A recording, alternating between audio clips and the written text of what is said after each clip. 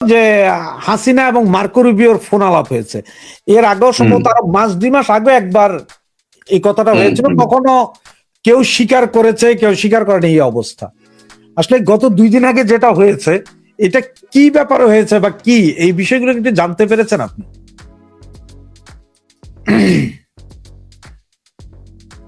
এই যে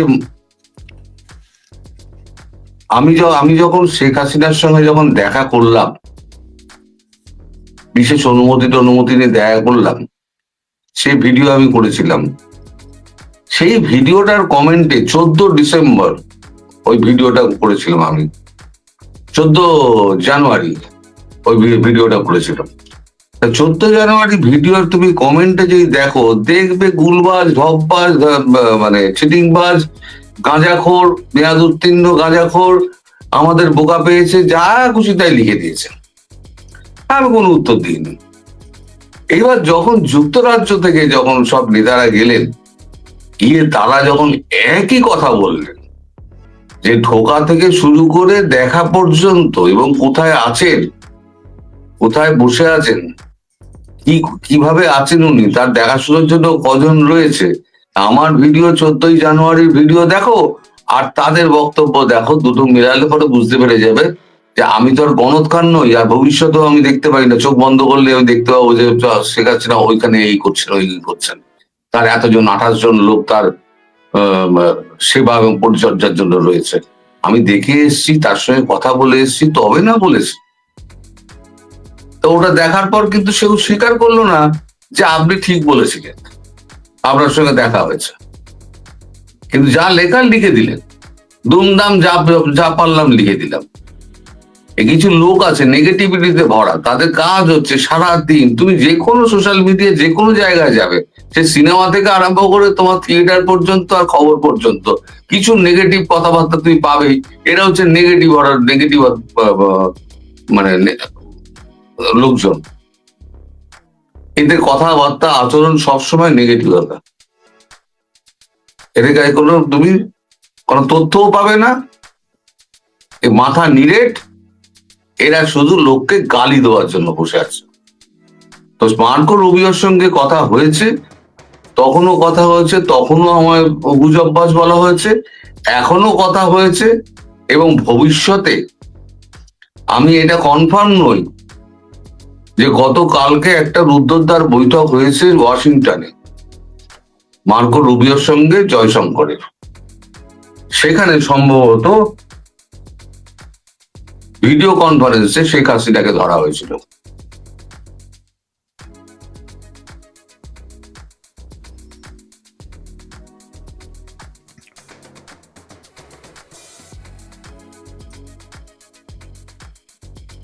দাদা কি শুনতে পাচ্ছেন আমাকে? হ্যাঁ, আমি শুনতে পাচ্ছি।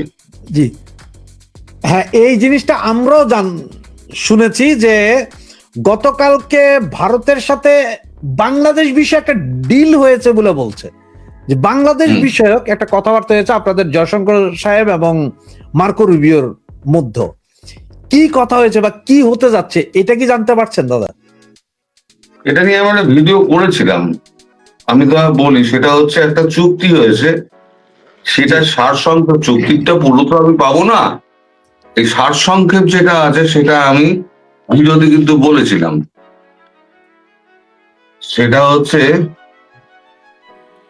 সেগমেন্ট 1 বলা হয়েছে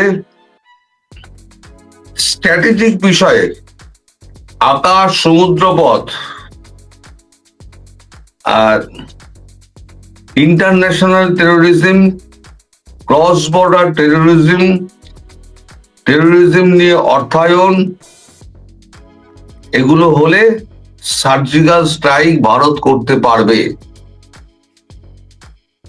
এবং তারপরে তো বলা হয়েছে যে ইন্দো প্যাসিফিক অঞ্চলে সুরক্ষা তৈরি করতে গণতন্ত্র, মানবাধিকার, আইনের শাসন, সকল ধরনের অর্থনৈতিক ও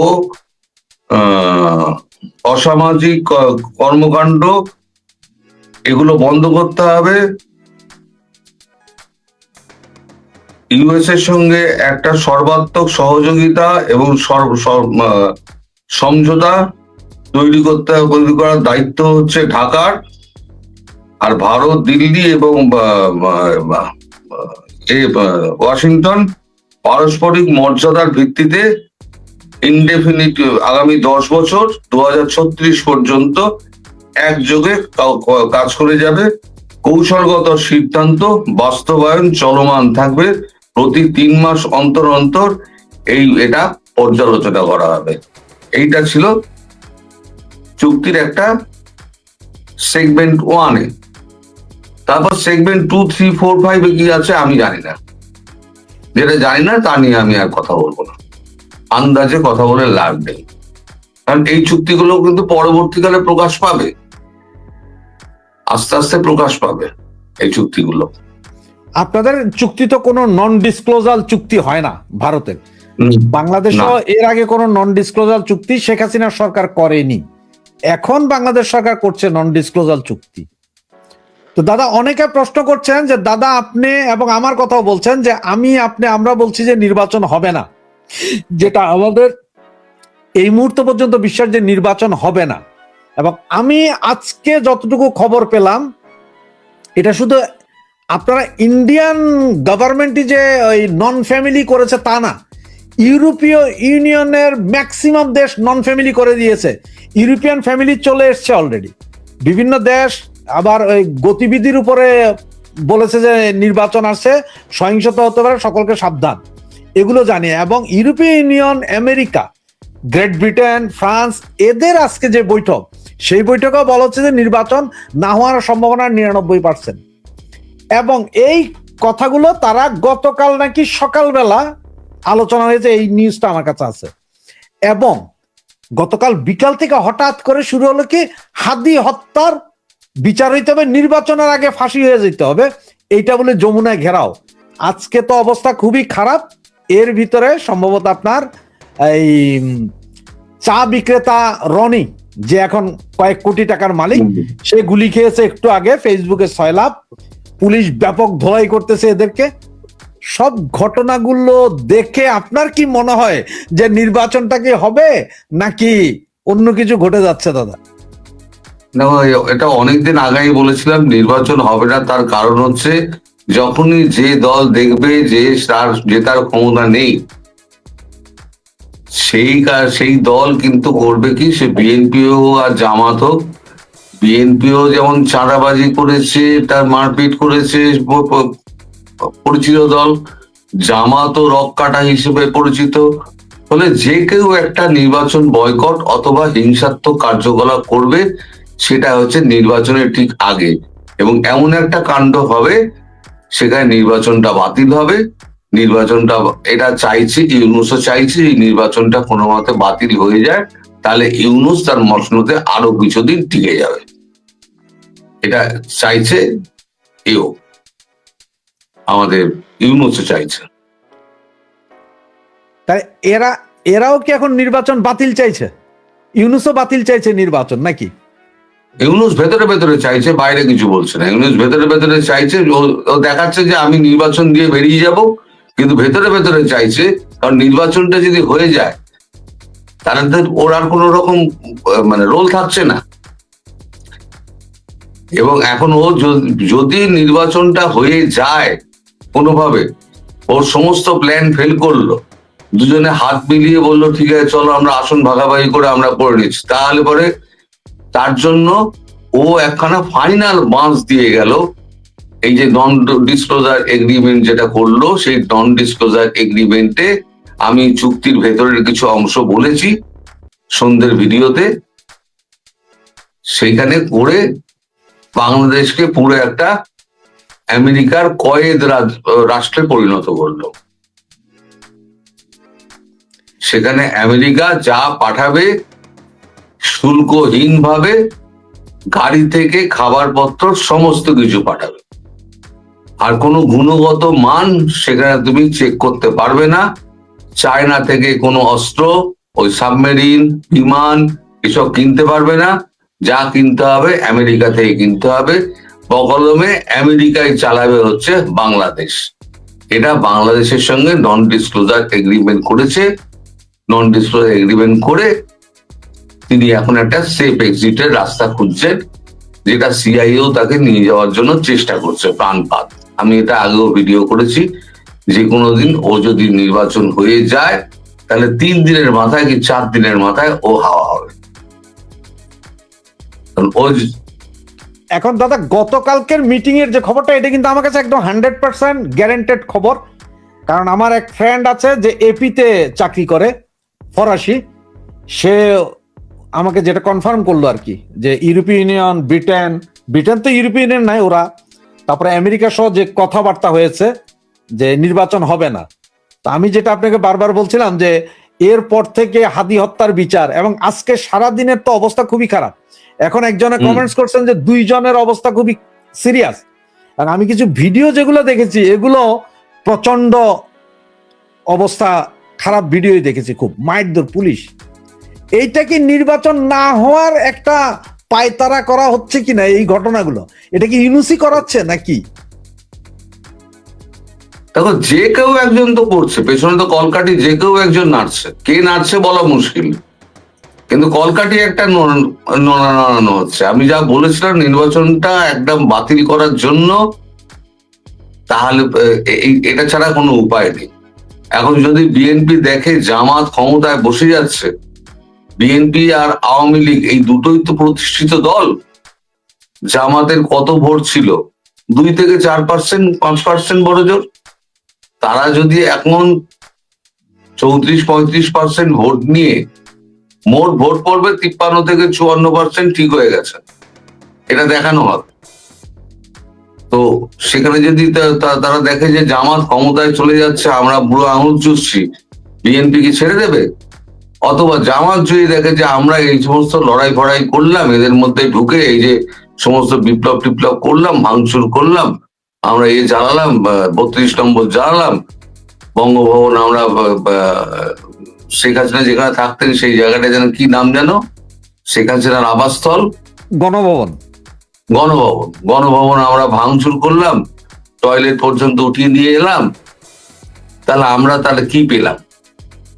ফলে এই যে দিনা পাওনার যে সম্পর্ক আছে না, যেখানে এখানে তো হচ্ছে মিলিজুলি খেলা হচ্ছে। ফলে যে কোনো সময়, যে কোনো দিন এই গন্ডগোলটা একটা চূড়ান্ত আকার নেবে, এবং আমি যেটা বলেছিলাম নির্বাচনের আগে একটা রক্তক্ষয়ী সংগ্রামের দিকে দেশ যাবে, সেটা অনেক আগে বলেছিলাম। এখন দেখো ধীরে ধীরে সেই দিকেই যাবে। যত 12 তারিখ এগিয়ে আসবে তত সেই দিকে যাবে। হয়তো দেখলে 10 তারিখ কি 9 তারিখ রাতে এমন একটা হলো, এমন কিছু হলো যে একেবারে সব বানচাল হয়ে গেল।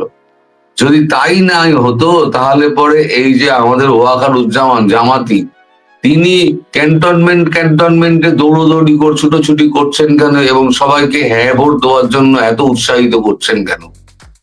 এনএসআই থেকে একটা দেওয়া হয়েছে, নোট দেওয়া হয়েছে সবাইকে হ্যাঁ ভোটে করার জন্য। সরকারি এতেও বলা হচ্ছে যে হ্যাঁ ভোটে ভোট দিন।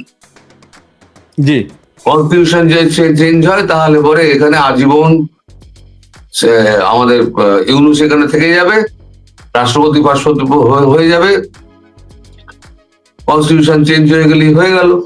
সেটা আজকের একটা ছবি দেখায় আপনাকে, ওই যে চা বিক্রেতা রনি, এখন এটা কি তার অভিনয় নাকি আসলে গুলি খেলো জানি না। এই আর পুলিশ যখন অ্যাকশনে যায়, তখন এক পুলিশ অফিসারের অবস্থা দেখেন। এই যে আমি যেহেতু পুরো অরিজিনাল ভিডিওটা দেখাতে পারবো না, তাই জাস্ট ওই ছবিটা পুলিশ দেখেন কিভাবে করছে। মানে সে এমন একটা ভঙ্গি দেখাইছে যেটা মানে লজ্জাজনক একটা ভঙ্গি। এই হচ্ছে অবস্থা। তো দাদা 9 তারিখ কিন্তু আবার বাংলাদেশের একটা চুক্তি আছে আমেরিকার সাথে। এখন এই চুক্তিটা আসলে আমেরিকার সাথে কি চুক্তি হতে যাচ্ছে, এইটার বিষয়ে কি কিছু জানেন বা কোনো খবর পেয়েছেন কিনা? মাঝে তুমি ফ্রিজ হয়ে গেছে, আরেকবার বলো। বললাম দাদা 9 তারিখে বাংলাদেশের সাথে আমেরিকার একটা চুক্তি হতে যাচ্ছে, যেখানে খলিল গিয়েছে অলরেডি। কি চুক্তি হবে এটা কি কিছু জানেন? ওইটাই তো বললাম, নন ডিসক্লোজার এগ্রিমেন্ট যেটা হচ্ছে 9 তারিখ, ওটা নিয়েই তো বলছি তো, যে বাংলাদেশকে পুরো আমেরিকার কয়েদ রাষ্ট্রে পরিণত করা হচ্ছে ওর সেফ এক্সিটের বদলে। ও এবং ওর যে উপদেষ্টা যারা আছে, তাই তো উপদেষ্টাদের এত পালাবার ধুম। লাল পাসপোর্ট জমা দিয়ে তারা সমস্ত নিজস্ব পাসপোর্ট, সবুজ পাসপোর্ট নিয়ে নিচ্ছে কেন? কারণ যারা কূটনৈতিক পাসপোর্ট যাদের কাছে ছিল, আওয়ামী লীগ নেতারা, তারা তো বেরোতে পারেননি, তাদেরকে ফাঁক ফোকর হলে ইন্ডিয়া চলে আসতে হয়েছে। কিন্তু এনারা যাবেন কোথায়? এনারা জানেন তো ইন্ডিয়ায় ঢুকলে পরে ওই বর্ডারের সামনে গেলেই পরে গুলি খাবেন। আওয়ামী লীগকে ছাড় দেওয়া হয়েছে, শুধু বুকে লিখে দিয়েছে আওয়ামী লীগ, বা যারা নিয়ে যাচ্ছে তারা আগে থেকে খবর দিয়ে দিয়েছে আওয়ামী লীগ, ছাড় দিয়ে দিয়েছে। সেন্ট্রাল গভর্নমেন্ট থেকে বলা ছিল আওয়ামী লীগ হলেই ছাড় দিয়ে দেবে। বিএসএফ ছাড় দিয়ে দিয়েছে, বিএসএফ তো কেন্দ্রের আন্ডারে, তো বিএসএফ ছাড় দিয়ে দিয়েছে, ঢুকে গেছে তারা। এপারের এজেন্ট আছে, এপারের এজেন্ট তাদেরকে পিক আপ করেছে, করে নিয়ে জায়গা মতো ঢুকিয়ে দিয়েছে। তাই তো নেতারা এখান থেকে পালাতে পেরেছিলেন। কিন্তু এরা যাবে কোথায়? তাই এত কূটনৈতিক পাসপোর্ট জমা দিয়ে সবুজ পাসপোর্ট নেওয়ার জন্য, সাধারণ পাসপোর্ট নেওয়ার জন্য এত দৌড়দৌড়ি।